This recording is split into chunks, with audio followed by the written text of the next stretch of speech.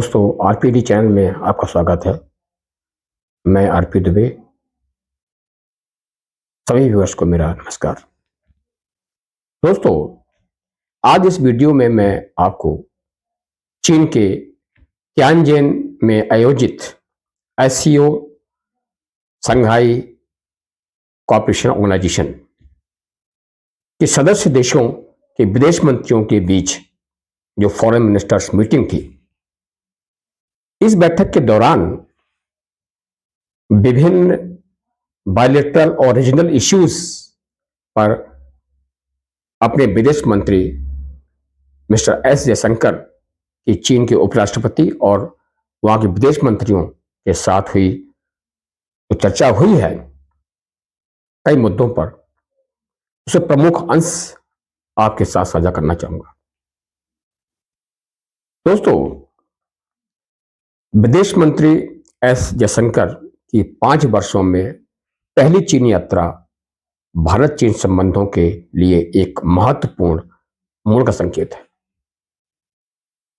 दोस्तों, आपको याद होगा कि 2020 में ईस्टर्न लद्दाख में चाइना के साथ एक गलवान इवेंट हुई थी, गलवान घटना हुई थी, जिससे दोनों देशों के बीच काफी संबंध तनावपूर्ण हो गए थे। उस घटना के बाद किसी भारतीय एक्सटर्नल अफेयर्स मिनिस्टर या फॉरेन मिनिस्टर की चीन पहली यात्रा है। चीनी नेताओं के साथ बैठक में उन्होंने संवाद और सहयोग की आवश्यकता पर जोर दिया, जिससे सीमा विवादों को लेकर हाल के तनाव के बाद एक आशाजनक दिशा दिखाई दी है। दोस्तों, मंत्री महोदय ने बीजिंग में चीनी उपराष्ट्रपति हान जेंग से मुलाकात की। उन्होंने द्विपक्षीय संबंधों में सुधार का उल्लेख किया और विश्वास व्यक्त किया कि उनकी यात्रा के दौरान होने वाली चर्चाएं इसी सकारात्मक दिशा में आगे बढ़ेंगी। दोस्तों, जो आपस में अंडरस्टैंडिंग हुई दोनों नेताओं के बीच में, भारत और चाइना के बीच जो कमिटमेंट्स हुए, उसमें चीनी समकक्ष फॉरेन मिनिस्टर और उपराष्ट्रपति ने यह भरोसा दिया है कि जो उनके बीच द्विपक्षीय वार्ता हुई है वो इसी तरह से आगे बढ़ेगी। उन्होंने चीन की सीमाओं, चीन के एससीओ अध्यक्षता के लिए भारत का समर्थन भी व्यक्त किया। जयशंकर जी ने इस बार जो फॉरेन मिनिस्टर्स की मीटिंग हो रही है एससीओ की, उसमें चीन की प्रेसिडेंसी है, अध्यक्षता है, उसके लिए इंडिया ने उनका समर्थन व्यक्त किया है। उन्होंने यह भी कहा कि कजान में प्रधानमंत्री शी जिनपिंग से मुलाकात के बाद से दोनों देश में इस संबंधों में सुधार हुआ है। दोस्तों, अक्टूबर 2024 में ये ब्रिक्स की मीटिंग में अपने प्रधानमंत्री मोदी जी और शी जिनपिंग दोनों की मुलाकात हुई थी और उस मुलाकात में यह तय हुआ था, यह अंडरस्टैंडिंग हुई थी कि बॉर्डर्स पर ट्रूप्स का डिसएंगेजमेंट हो, क्योंकि यह बहुत ही दोनों देशों के बीच एक तनाव का एक मुद्दा था। तो उन्होंने, और यह भी एक चर्चा हुई थी कि दोनों देश एक पेट्रोलिंग की व्यवस्था करें जो डिस्प्यूटेड बॉर्डर्स है। तो जयशंकर जी ने जो कन्वे किया अपने चाइनीज काउंटर पार्ट को, यह किया कि उस मुलाकात के बाद, अक्टूबर 2024 के बाद, दोनों देशों के बीच एक संबंधों में सुधार हुआ है। दोस्तों, पूर्वी लद्दाख में, जैसा कि मैंने आपको पहले बताया, पूर्वी लद्दाख में वास्तविक नियंत्रण रेखा एलएसी पर 2020 में हुए सैन्य गतिरोध के बाद दोनों देशों के संबंधों में आई गंभीर तनाव के बाद यह हमारे विदेश मंत्री की पहली चीन यात्रा थी। दोनों देशों ने राजनयिक संबंधों की 75th एनिवर्सरी मनाई। मतलब कहने का यह है कि ये 75 ईयर्स पूरे हो गए हैं जबकि दोनों देशों ने एक दूसरे के देश में डिप्लोमेटिक रिलेशन स्टार्ट किए और बताया गया चाइना को कि कैलाश मानसरोवर यात्रा की बहाली को भारत में व्यापक रूप से सराहा गया है। इंडियंस ने इस गेस्चर को, जो कैलाश मानसरोवर को श्रद्धालुओं के लिए खोलने के लिए जो चाइना ने यस किया, ओके किया, उसमें भारतीयों में बहुत उत्साह है। दोस्तों, वांग ही जो वहां के फॉरेन मिनिस्टर हैं, वो अगले महीने अपने राष्ट्रीय सुरक्षा सलाहकार डोवाल से मिलने के लिए भारत आने की उम्मीद है। जो दशकों पुराने सीमा विवाद को सुलझाने के उद्देश्य से विशेष प्रतिनिधि एसआर स्पेशल रिप्रेजेंटेटिव तंत्र के तहत वार्ता के एक नियोजित दौर का हिस्सा है। एस जयशंकर ने अपने उद्घाटन भाषण में कहा कि मतभेद विवाद नहीं बनने चाहिए। डिफरेंसेस ऑफ ओपिनियन हो सकते हैं, लेकिन वो डिस्प्यूट में कन्वर्ट नहीं होने चाहिए और प्रतिस्पर्धा संघर्ष नहीं बननी चाहिए। जो कंपटीशन है वो संघर्ष नहीं बनना चाहिए, किसी प्रकार के कॉन्फ्लिक्ट में वो कन्वर्ट नहीं होना चाहिए। दोस्तों, विदेश मंत्री ने यह भी कहा कि प्रतिबंधात्मक रेस्ट्रिक्टिव जो ट्रेड है, उपायों और बाधाओं से बचा जाना चाहिए। जो रोड ब्लॉक्स हैं, ट्रेड में जो रोड ब्लॉक्स हैं, उससे बचना चाहिए। उन्होंने आगे भी कहा कि भारत और चीन ने पिछले 6 महीनों में द्विपक्षीय संबंधों को समान करने की दिशा में अच्छी प्रोग्रेस की है। उन्होंने कहा है कि जब से प्रधानमंत्री मोदी की रशिया के कजान में ब्रिक्स समिट के दौरान शी जिनपिंग से मुलाकात हुई थी, उसके बाद से दोनों देशों के बीच तनाव में कमी आई है और उन्हें सीमा पर तनाव कम करने के लिए मिलकर काम करना चाहिए। उन्होंने ये कहा कि ये तनाव, ये टेंशन और आगे कम करना चाहिए। It should be de-escalated. दोस्तों, 15 जुलाई को तियानजिन में होने वाली एससीओ ब्रिटिश मंत्रियों की बैठक से पहले वांग ही ने मुलाकात करते हुए जयशंकर ने कहा कि आतंकवाद एक साझा चिंता का विषय है। कोई ये नहीं है कि आतंकवाद अगर आज इंडिया फेस कर रहा है तो कल चाइना में नहीं होगा या किसी और कंट्री में नहीं होगा। आतंकवाद का कोई सीमा नहीं होती, कोई बॉर्डर नहीं होती और भारत को उम्मीद है कि इस बैठक में आतंकवाद के प्रति जीरो टॉलरेंस को दृढ़ता से बरकरार रखा जाएगा। उन्होंने कहा है कि सभी देशों को जीरो टॉलरेंस अपनानी चाहिए। इंडिया ने अपना पक्ष प्रस्तुत किया कि इंडिया टेररिज्म के प्रति उसकी जीरो टॉलरेंस है। हमारे द्विपक्षीय संबंधों के लिए आवश्यक है कि हम अपने संबंधों के प्रति दूरदर्शी दृष्टिकोण अपनाएं।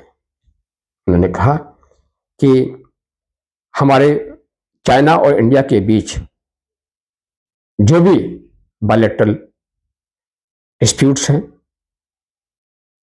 या रीजनल इश्यूज हैं, उसके लिए दोनों देश एक लॉन्ग टर्म प्लानिंग बनाए, एक रोड मैप बनाए और उसके अनुसार काम करना चाहिए। दोस्तों, एस जयशंकर जी ने अपने चीनी समकक्ष के साथ साझा किया कि भारत और बीजिंग को अंतर्राष्ट्रीय आयोजनों में मिलने और रणनीतिक संवाद करने के कई अवसर मिले हैं, लेकिन जो इन मीटिंगों में रणनीतिक संवादों में जो अंडरस्टैंडिंग एक दूसरे के बीच हुई थी, उसके अनुसार धरातल पर कोई उसका रिजल्ट नहीं मिला, उसका इंप्लीमेंटेशन नहीं हुआ।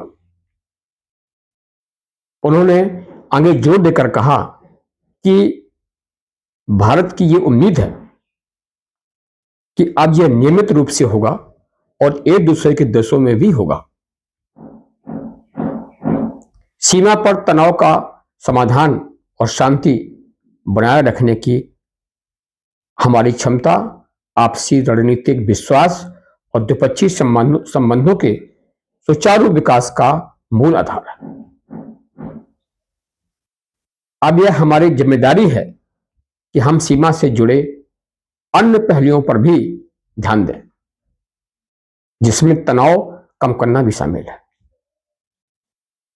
ऐसे जयशंकर जी ने जोर देकर कहा कि दोनों देशों को आगे बढ़ने के लिए सबसे पहले सीमा विवाद का सुलझना बहुत जरूरी है। कम से कम विवाद सुलझने में देर लगेगी, लेकिन कम से कम तनाव कम होना चाहिए। जो एक दूसरे देश की एनर्जी बेफजूल बेवजह तनाव में जा रही है, हम दोनों देशों ने अपनी एक लार्ज फोर्स सीमाओं पर जमा कर रखा है। इतना खर्च हो रहा है, तनाव है। इस तनाव के कारण दोनों देशों के बीच जो प्रोग्रेस होनी चाहिए वो नहीं हो पा रही है।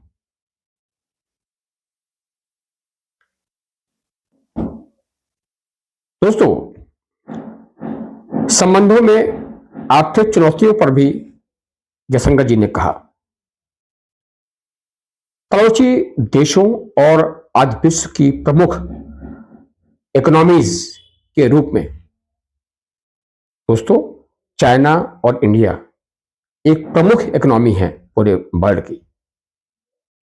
इंडिया तो 4th लार्जेस्ट है, चाइना 2nd है। इस विषय पर एस जयशंकर जी ने कहा कि हमारे संबंधों के विभिन्न पहलू और आयाम हैं। हमारे लोगों के बीच आदान प्रदान को सामान्य बनाने की दिशा में उठाए गए कदम निश्चित रूप से पारस्परिक रूप से लाभकारी सहयोग को बढ़ावा दे सकते हैं। दोस्तों, भारत में भी आधिकारिक तौर पर दुर्लभ मृदा चुंबकों की आपूर्ति, रेयर अर्थ मैग्नेट्स आपूर्ति का मुद्दा उठाया है। ये एक बहुत ही इंपॉर्टेंट इश्यू है, क्योंकि बीजिंग ने अपने उनके निर्यात पर प्रतिबंध लगा दिया है। बीजिंग ने एक्सपोर्ट पर रेस्ट्रिक्शन लगा दिया है। चीन जो ऑटोमोबाइल, स्वच्छ ऊर्जा और घरेलू उपकरणों में इस्तेमाल होने वाले चुंबकों की 90% से अधिक वैश्विक प्रोसेसिंग क्षमता को नियंत्रित करता है। पूरे विश्व का 90% ये काम चाइना के पास है। कहा गया कि चाइना ने अप्रैल में कुछ प्रतिबंध लागू किए थे इस दिशा में, जिनके तहत कंपनियों को बीजिंग से आयात परमिट प्राप्त करना अनिवार्य था कि उन्हीं को एक्सपोर्ट किया जाएगा जो कंट्री चाइना से इंपोर्ट परमिट लेंगे। और इस कारण से भारत का ऑटो क्षेत्र इन प्रतिबंधों का खामियाजा भुगत रहा है। दोस्तों, इस बात पर भी जोर दिया गया इस मीटिंग में कि एससीओ का जो प्राथमिक उद्देश्य है, जो प्राइमरी पर्पज है इसका, वो आतंकवाद, अलगाववाद और उग्रवाद का मुकाबला करना है। यह स्पष्ट कर दिया गया कि भारत पहले ही आतंकवाद के प्रति जीरो टॉलरेंस की नीति अपना चुका है और एक अप्रत्यक्ष संदर्भ में इनडायरेक्टली उनको बोल भी दिया गया एससीओ में, स्पेशली चाइना को। भारत में पहलगाम हमले के बाद पाकिस्तान और पाक अधिकृत कश्मीर में आतंकी ठिकानों पर हमला करने के लिए ऑपरेशन सिंदूर शुरू करने की बात जोरदार ढंग से कही गई। उन्होंने कह दिया कि ऑपरेशन सिंदूर तो एक शुरुआत है। अगर पाकिस्तान ने क्रॉस बॉर्डर टेररिज्म के द्वारा भारत में अस्थिरता फैलानी चाहिए तो उसका जवाब काफी करारा होगा। दोस्तों, दोनों पक्षों भारत और चीन ने लोगों के बीच आदान प्रदान को सुविधाजनक बनाने के लिए पीपल टू पीपल एक्सचेंज इसको और फैसिलिटेट करने के लिए बनाने के लिए एक दूसरे के देश की यात्रा करें और सीधी उड़ान कनेक्टिविटी सहित अतिरिक्त व्यवहारिक कदम उठाने पर सहमति व्यक्त की। Direct flight from India to Beijing और पीपल टू पीपल एक्सचेंज, इस बात पर जोर दिया। एक चीनी रीड आउट के अनुसार जो वांग ही थे, उन्होंने एक बाद में एक अपना स्टेटमेंट पढ़ा। उन्होंने कहा कि वर्तमान अंतर्राष्ट्रीय पैटर्न गहराई से विकसित हो चुका है और एक तरफा संरक्षणवाद और शक्तिशाली ध्वंस ने दुनिया के लिए गंभीर चुनौतियां पेश कर दी हैं। उन्होंने आगे कहा कि दोनों देशों के बीच संबंध किसी तीसरे पक्ष के उद्देश्य से नहीं है। कोई और कंट्री सोचे कि इंडिया और चाइना का जो मिलना है, जो मीटिंग हो रही है, वो किसी और देश को पसंद करने वाली बात है, ऐसा कुछ नहीं है।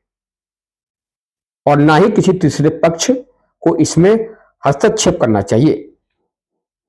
आप दोस्तों, आप समझ गए होंगे कि इन्होंने ऐसा क्यों कहा। किस कंट्री को ये इंडिया और चाइना का मिलना अच्छा नहीं लग रहा होगा? कौन है वो? अमेरिका है। दोस्तों, दोनों पक्षों को एक दूसरे पर शक करने के बजाय एक दूसरे पर भरोसा करना चाहिए। एक दूसरे के साथ प्रतिस्पर्धा करने के बजाय एक दूसरे के साथ सहयोग करना चाहिए। लेकिन वांग ही ने तो ये तो कह दिया, लेकिन जब पाकिस्तान और इंडिया का जो मिलिट्री कन्फ्रंटेशन हुआ, उसमें तो चाइना सब भूल गया और पूरा पाकिस्तान को सहयोग किया इंडिया के खिलाफ। तो देखना यह है कि जो चीनी समकक्ष वांग ही ने जो कहा, क्या ये इंप्लीमेंट होगा? क्या उनकी एडहेरेंस जो उन्होंने कहा वो करेंगे? ये टाइम बताएगा। दोस्तों, देखते हैं कि आगे चलकर दोनों देशों के बीच अंडरस्टैंडिंग और कमिटमेंट्स जमीनी स्तर पर कितनी इफेक्टिव होती हैं। लेकिन चीन के साथ पिछले अनुभवों को देखते हुए किए गए वादों पर अमल करना मुश्किल लगता है। लेकिन इस बार तेजी से बदलते जियोपॉलिटिकल इक्वेशन के चलते भारत चाइना से उम्मीद कर सकता है कि वह अपने कमिटमेंट्स पर खरा उतरेगा। दोस्तों, अगर ये आपको वीडियो पसंद आया हो तो इसे लाइक करें, शेयर करें और वीडियो को सब्सक्राइब करें। जय हिंद, जय भारत।